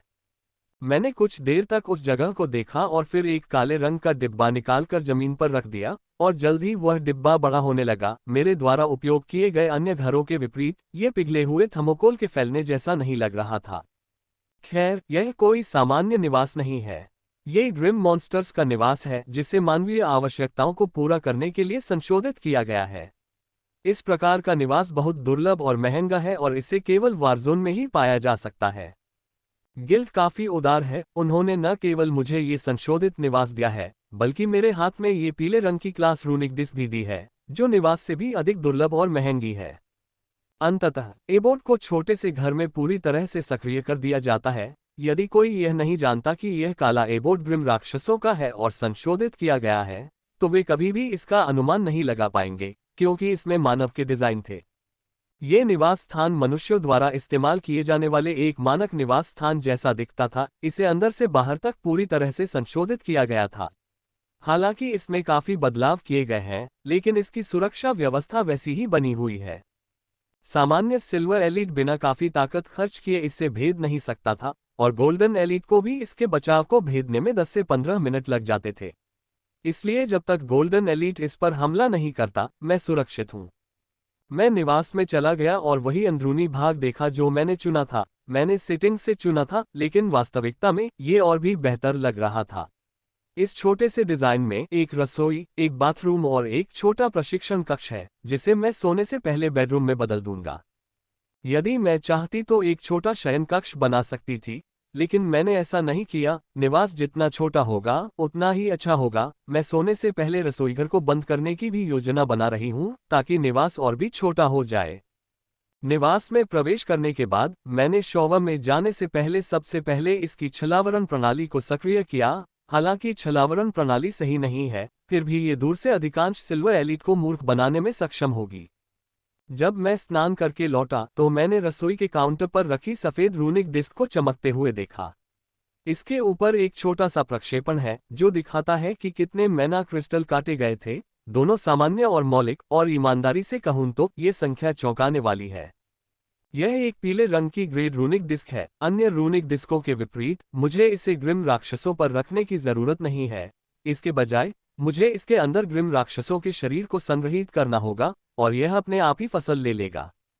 यह एक पूर्णतया स्वचालित मशीन की तरह है। मुझे बस इसके अंदर ग्रिम राक्षसों को संग्रहित करना है, और यह उनसे क्रिस्टल एकत्र कर लेगा, उनकी कलाकृतियों को एक स्थान पर अलग कर देगा और राक्षस के छिलके को एक स्थान पर संग्रहित कर देगा। मुझे सभी को बाहर निकालने के लिए केवल मैना के सरल उपयोग की आवश्यकता थी। इसकी एकमात्र कमी ये थी कि इसमें जगह थी। इसके अंदर केवल 90 मीटर जगह थी, इसलिए बहुत अधिक राक्षसों को संग्रहित नहीं किया जा सकता था। लेकिन इसके शोधन की गति ने इस कमी को दूर कर दिया। ये बहुत तेज है। 8 सितारा अभिजात वर्ग को प्राप्त करने में केवल 30 सेकंड का समय लगा, जो कि पुराने रूनिक डिस्क की तुलना में 10 गुना तेज था जिसका मैंने उपयोग किया था। इसलिए उस समय तक स्थान की समस्या ज्यादा नहीं होती जब तक कि किसी के पास हजारों राक्षस न हो और समय थोड़ा कम हो। ये भी मेरे लिए कोई समस्या नहीं होगी, क्योंकि मैं अपनी अंगूठी का उपयोग हजारों ग्रिम राक्षसों को संग्रहित करने के लिए कर सकता हूं। जब मैं मुक्त हो जाऊंगा तो उन्हें रूनिक डिस्क में स्थानांतरित कर दूंगा। मैंने रूनिक डिस्क को अपने स्टोरेज में रख दिया और रात का खाना बनाना शुरू कर दिया, क्योंकि एशलिन और मैं दोनों को बहुत भूख लगी थी। मुझे हमारे लिए रात का खाना बनाने में लगभग 1 घंटा लगा और उसे साफ करने में हमें और 40 मिनट लगे। जब मैंने रात्रि भोजन समाप्त कर लिया तथा रसोईघर को निष्क्रिय कर दिया, क्योंकि वह पुनः निवास में विलीन हो रहा था, तो मैंने मिनी अभ्यास कक्ष में जाने से पहले कुछ सेकंड लंबी पूरी प्रक्रिया देखी। यद्यपि यह कमरा छोटा है, लेकिन इतना भी छोटा नहीं है। इसमें इतनी जगह है कि मैं शरीर शुद्धिकरण तकनीक का अभ्यास कर सकता हूं और अपनी महान तलवार के साथ अभ्यास कर सकता हूं, बिना यह महसूस किए कि यह जगह बहुत छोटी है। मैं अपने अभ्यास कक्ष के केंद्र में बैठ गया और अपनी आंखें बंद कर ली। सबसे पहले मुझे ग्रिम मॉन्स्टर्स के भंडार को छांटना था। ऐसा करने के लिए हाथ हिलाने की कोई आवश्यकता नहीं थी, बस अपनी आंखें बंद कर लेना ही काफी था। उन 8 दिनों में जब राहेल जागृति से गुजर रही थी, मैंने कई काम किए थे और उनमें से एक था सभी ग्रिम मॉन्स्टर भंडारों को छांटना। हाँ, मैंने अपने पास मौजूद सभी ग्रिम मॉन्स्टर भंडारों को छांट दिया है। मैंने अपनी आंखें बंद की और अपनी आत्मा, ऊर्जा और मन दोनों को अपने भंडारण रिंग पर इस्तेमाल किया, क्योंकि इसे दोनों के साथ संचालित किया जा सकता है। और जल्द ही मेरी भंडारण रिंग का दृश्य मेरे सामने आ गया। अगर कोई मेरी स्टोरेज रिंग को देखता तो उसे लगता कि वह दुकान में घुस आया है। वहां कतारों में लगी हुई अलमारियां, टेबल, काउंटर, तरह तरह के सामान करीने से रखे हुए हैं। यहाँ सभी प्रकार की चीजें हैं, कलाकृतियों से लेकर जड़ी बूटियों, पुस्तकों से लेकर कपड़ों या मैना क्रिस्टल के विशाल चमचमाते वर्गों तक, सब कुछ ये भंडारण के अंदर एक छोटे सुपरमार्केट की तरह लग रहा था। मैं कोई संग्रहकर्ता नहीं हूँ। ज्यादातर लोग ग्रिम मॉन्स्टर्स से मिली चीजों को बेच देते हैं, लेकिन मैं ऐसा नहीं करता क्योंकि मुझे इसकी जरूरत है। मेरे पास वो सब है जिसकी मुझे जरूरत है, और जो चीजें मुझे चाहिए वो मैं नहीं ला सकता। इसलिए मैं अपना सारा सामान यहाँ रखता हूँ। हो सकता है कि मुझे अभी इसकी जरूरत न हो, लेकिन हो सकता है कि भविष्य में मुझे इसकी जरूरत पड़े। मैंने अपनी ऊर्जा को अपने भंडार के अंदर स्थित येलो ग्रेड रूनिक डिस्क पर केंद्रित किया और अगले ही क्षण ग्रिम मॉन्स्टर्स के भंडार उसमें से बाहर आ गए। कुल मिलाकर 42 स्टोरेज हैं, और अगर मुझे समय पर सब कुछ व्यवस्थित करना है तो मुझे जल्दी करना होगा। बिना समय बर्बाद किए मैंने खाली जगह में स्टोरेज के सभी रिलीज को सक्रिय कर दिया और बहुत सारा सामान स्टोरेज से बाहर आ गया। मैंने एक बार भंडारण कक्ष पर नजर डाली और उनमें रखी दुर्लभ और विशेष वस्तुओं को देखते हुए उन्हें उनके संबंधित भंडारण कक्षों में रखना शुरू कर दिया। अगर कोई अब मेरे स्टोरेज के अंदर देखता है तो उसे सामान की दसियों चीजें अपने अपने शेल्फ की ओर उड़ती हुई दिखाई देंगी, जैसे कोई उन्हें आकर्षित कर रहा हो। ये स्टोरेज के कार्यों में से एक है जिसे मैं कुछ दिन पहले ही खोजने में सक्षम था। ये फंक्शन बहुत ही जादुई है। यहाँ अगर मुझे कोई सामान हिलाना है तो मुझे 2 बिंदुओं को जोड़ना होगा।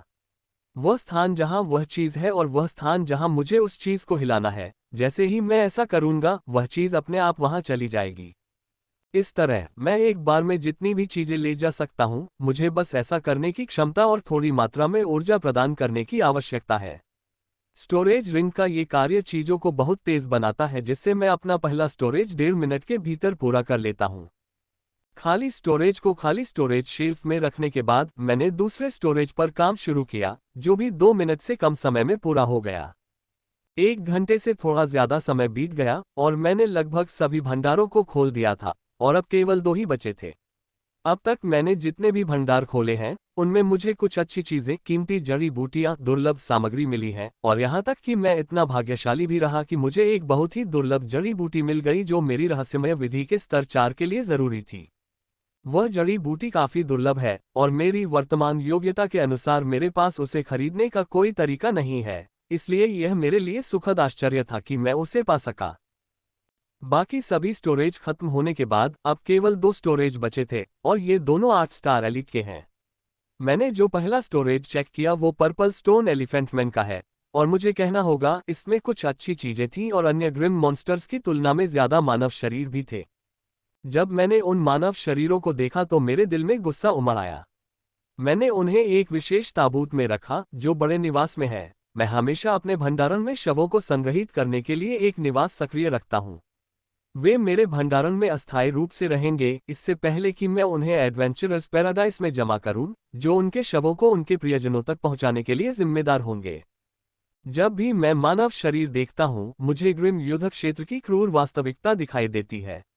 10,000 से ज्यादा सालों से हम एक दूसरे के साथ हजारों सालों से युद्ध कर रहे हैं, और यह युद्ध तभी रुकेगा जब एक पक्ष पूरी तरह से खत्म हो जाएगा। ग्रिम मॉन्स्टर के स्टोरेज से सभी चीजों को उनके संबंधित स्थानों पर रखने में मुझे 3 मिनट लगे। इस मॉन्स्टर के स्टोरेज में कई अच्छी चीजें थीं जो इसकी ताकत को बढ़ाती थीं। मैंने उस कमीने को और भी दर्दनाक तरीके से मार डाला होता, मैंने दांत पीसते हुए कहा। जब मैंने ब्लैक मैम्बामैन के स्टोरेज से सारा सामान उतारा तो मैं वहां मौजूद मानव शरीरों की विशाल संख्या को देखकर हैरान और क्रोधित हो गया। मैंने कभी भी किसी एक ग्रिम मॉन्स्टर के भंडार में इतने सारे मानव शरीर नहीं देखे हैं। ग्रिम मॉन्स्टर के उस भंडार में तो बहुत सारे मानव शरीर हैं। उन शवों को देखकर मेरे अंदर इतना तीव्र क्रोध जल रहा था कि मैं अपने निवास से बाहर निकल जाना चाहता था और जिस भी राक्षस पर मेरी नजर पड़ती उसे मार डालना चाहता था, लेकिन मैंने फिर से किसी तरह खुद पर नियंत्रण किया और अपना काम जारी रखा। सिल्वर टंग मम्बामैन के पास मौजूद सभी चीजों को देखकर मैं देख सकता था कि उसने न केवल बहुत सारे मनुष्यों को मारा है, बल्कि अपनी ही जाति के लोगों को भी मारा है, और उसके भंडारण में इसका स्पष्ट प्रमाण मौजूद है। मुझे स्टोरेज में जो चीजें मिली वे इतनी कीमती हैं कि अब तक मैंने जितने भी स्टोरेज खोले हैं वे उनकी बराबरी नहीं कर पाए। सबसे कीमती है इसका ओरिजिन वाटर। इसके स्टोरेज में 50 लीटर से ज्यादा वायलेट ग्रेड ओरिजिन वाटर है। मैं इतना सारा ओरिजिन वाटर देखकर काफी हैरान रह गया, क्योंकि मैं जानता हूं कि इसे ढूंढना कितना मुश्किल है, खासकर वायलेट ग्रेड। लोगों को कुछ बूंदें ही मिलती हैं, जबकि इसका एक पूरा बड़ा डिब्बा होता है। हालांकि यह 50 लीटर वायलेट ग्रेड ओरिजिन पानी मेरे पास मौजूद एक चौथाई बोतल वायलेट ग्रेड